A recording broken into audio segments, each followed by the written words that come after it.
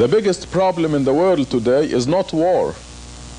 It is not disease, cancer, AIDS, and so on. It is not children starving in Africa or in some other parts of the world. It is not poverty, and it is not crime. The biggest problem in the world today is that people do not know who they are, and consequently, they got their priorities all mixed up. You ask the average person, who are you? And they will look in the mirror and they will say, this is me. And they are wrong. When you look in the mirror, you do not see yourself, quote unquote, you see your body. And your body is simply a garment that you are wearing for 50 or 100 years. Then you shed it. You know, it's a matter of common sense. There is a difference between a living body and a dead body. The living body is full of vitality and spark, and when it dies, the spark is gone and becomes stiff, just like a piece of wood. And we know that something is gone, the person is gone. So we can easily agree that a person consists of a body and a soul, and the soul is the real person. And this is where the people fail to recognize who they are. If they knew that the body is not them, they will rearrange their priorities and they will pay more attention to themselves, their selves, not their bodies. A person goes to school for many, many years, works hard, takes examinations, and even after school he gets a job to make some money and so on. All this to care for the body, a vanishing entity that will become stiff, dead someday. And when that day comes, almost everyone will look at that lifeless body and say, for this thing, I went to school, I worked hard, I took examinations, I earned a lot of money, and I spent it all to care for this thing, this vanishing, stiff part of me. What did I do for myself? There is something that we must do, and this is what life is all about. We have to rearrange our priorities, and this cannot result without knowing that I am a body and a soul, and I must put the body in the service of the soul. To drive the point home, just take an average person and ask him or her, what did you feed yourself today? What did you feed your soul today? Let's start with the question, what did you feed your body today?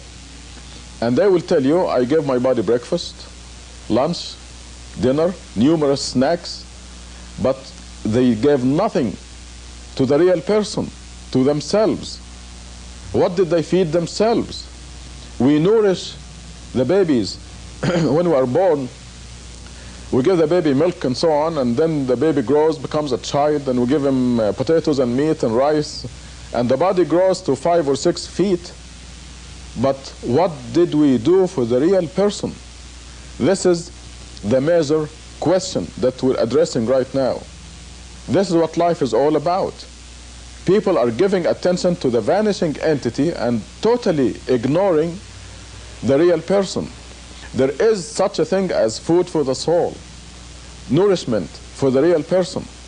And now the new thing that I have for you is tangible evidence that there is food and nutrition for the real person.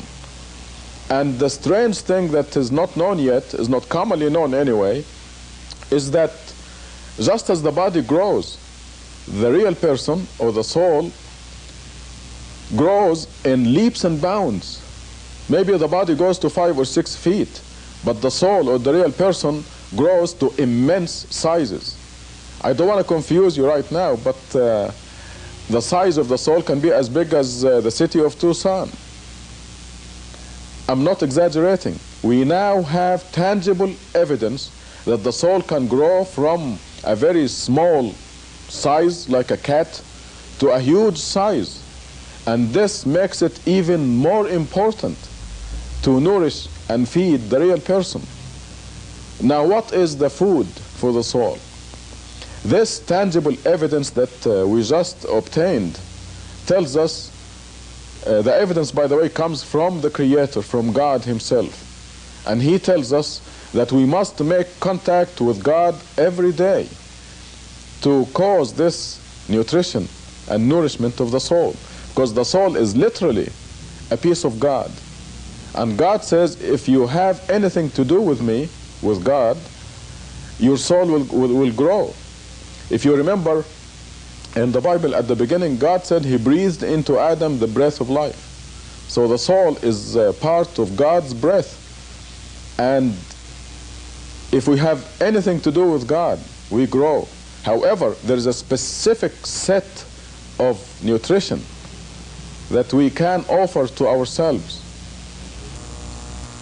Another question that illustrates this biggest problem in the world, namely that the people do not know who they are, is that you ask the average person, how old are you?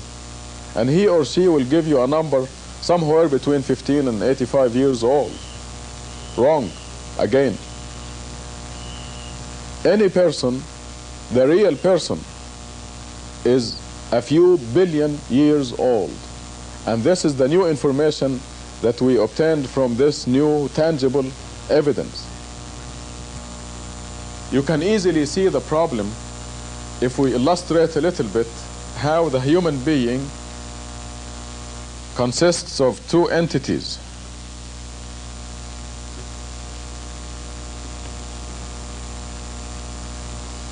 One entity is the body. Let us represent it by this dot right here.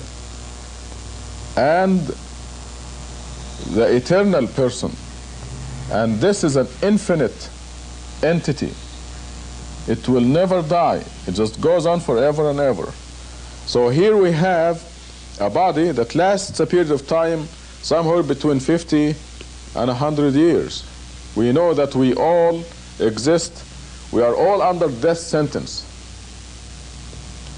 And this period, when you divide any number by infinity, it equals 0. If you live 1,000 years, you divide this by infinity, and it equals 0. This is just plain mathematics. So the body that is going to live for a 0, for all practical purposes, 0 period of time, is taking all our attention. We spend 24 hours a day taking care of this insignificant entity, the vanishing entity. And the question is, how much are we doing for this eternal entity, the real me? What am I doing for it? Now that we agree that we must rearrange our priorities and give more attention to the real person, the soul, instead of wasting all our life taking care of the vanishing entity. Now, what specifically are we supposed to do? You know, there are so many people who are talking in vague terms about capturing the heavenly light and dissolving it into your whole being, and all this doesn't mean a thing, you know, all these things. It is much more practical than that. It is much more specific than that. And God has been sending to us the exact methodology of developing our person, our real self, since Adam, since the first human being.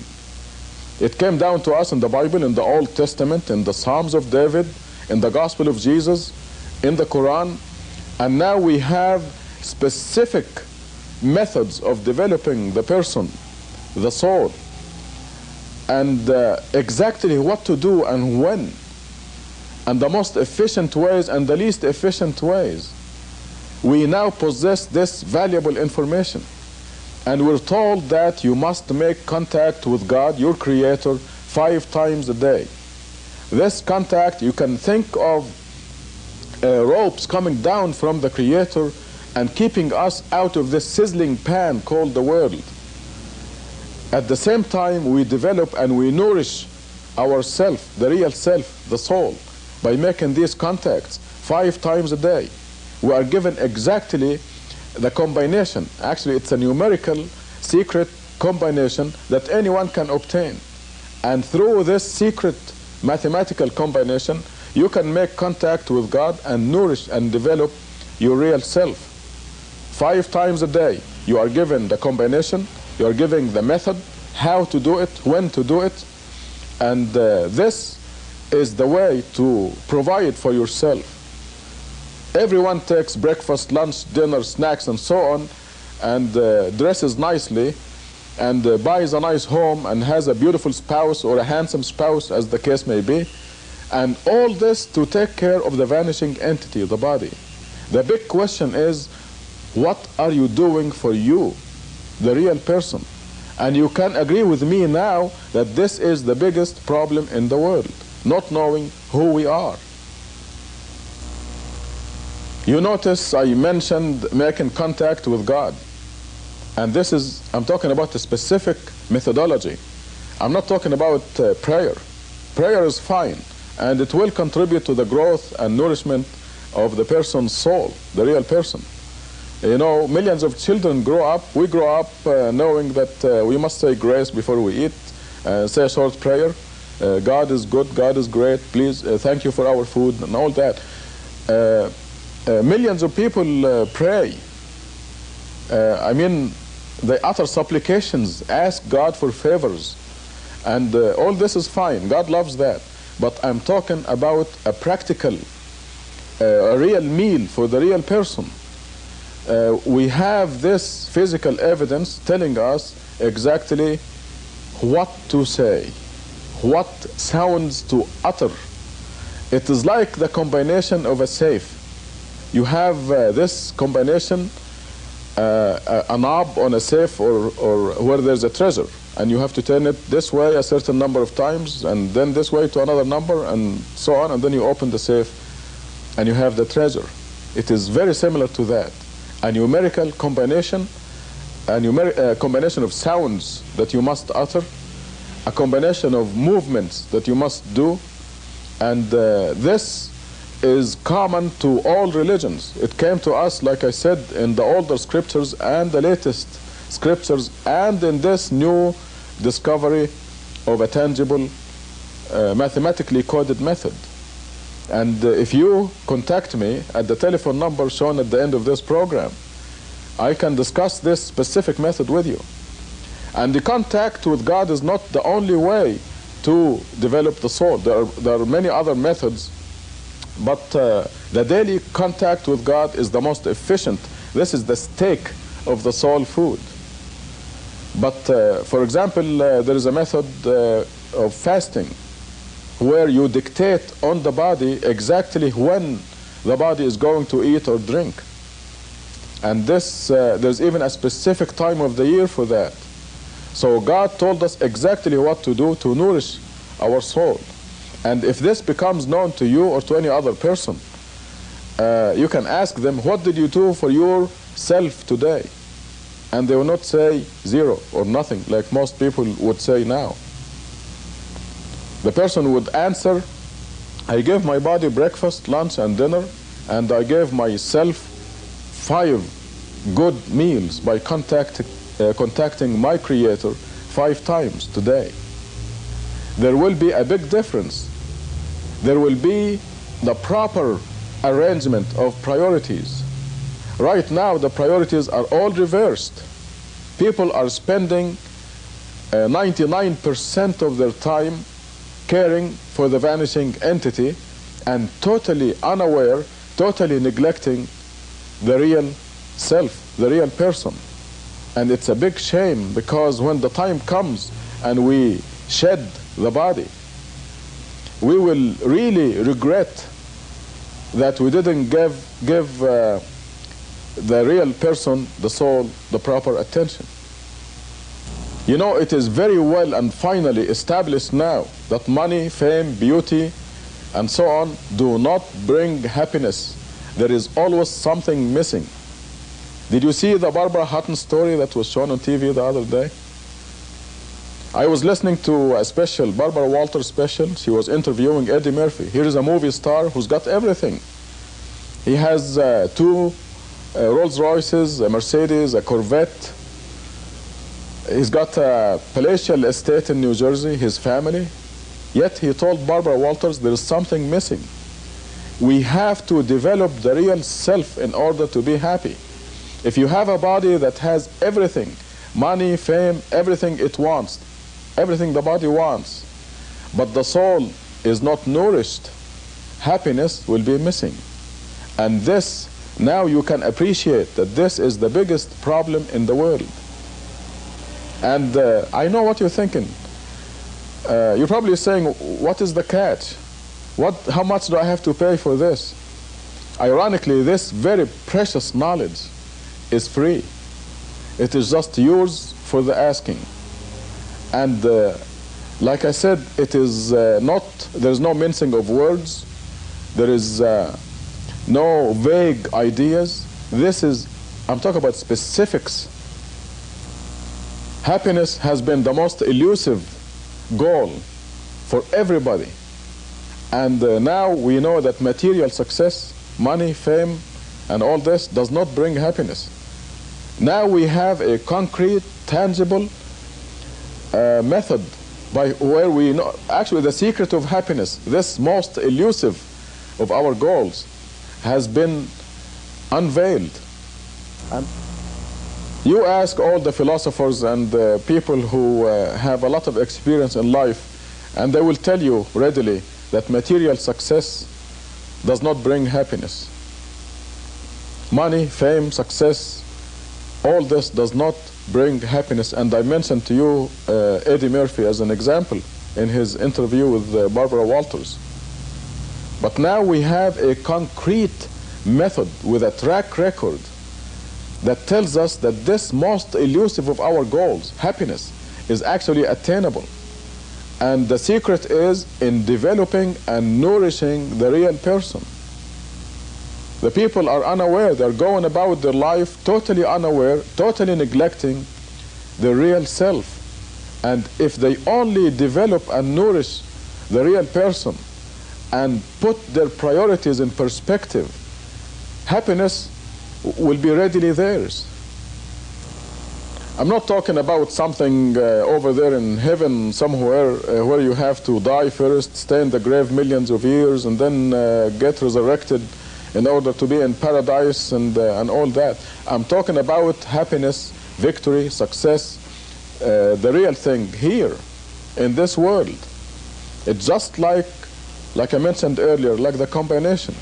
You turn that combination to the right, left, and so on in the correct numbers, and you open it and you have the treasure.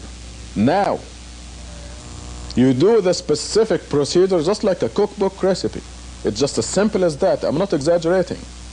God told us exactly how to do it, what to do, and what to say, and the combination is very specific.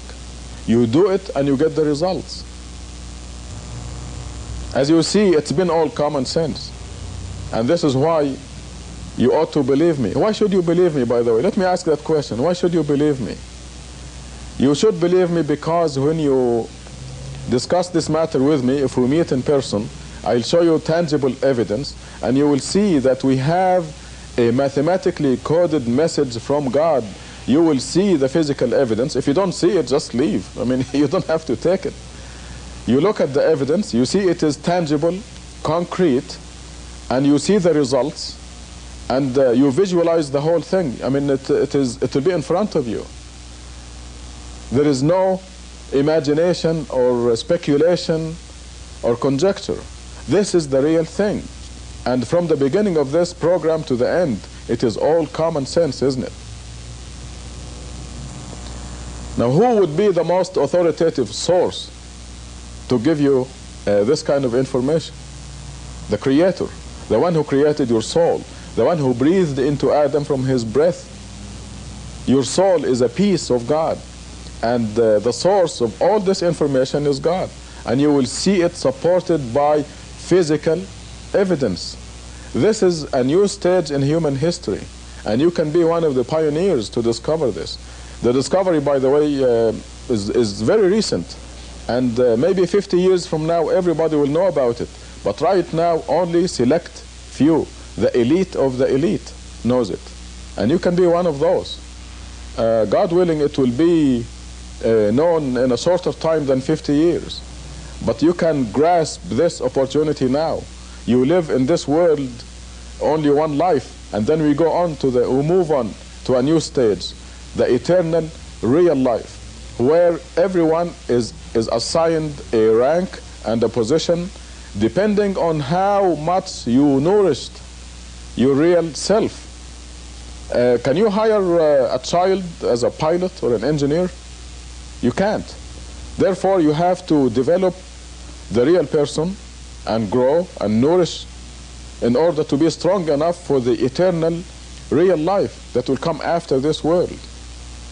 And then you'll be assigned a prominent rank. And like I said, you don't have to wait for that. Happiness, real happiness, and the consequences of nourishing your soul begin right here. God's promises have to be a fact.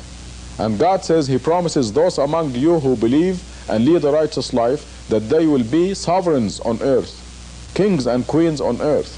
And when God says that He promises, it is done. What I told you is a very condensed summary of this major historical event. Needless to say, there is a lot of detail that anyone can come and see me and talk about it and discuss it. They can demand the proof. Where is the physical evidence, the concrete, tangible evidence you're talking about? They can come and ask me that, and I will show it to them, and then they can make the decision themselves. They have got nothing to lose. And this is all free. I'll never ask them for a penny. So they can come and see me in Tucson at 739 East 6th Street. Or better yet, call and make an appointment, and I will sit with them and show them the proof. The telephone number should be shown at the end of this program. It is 791-3989.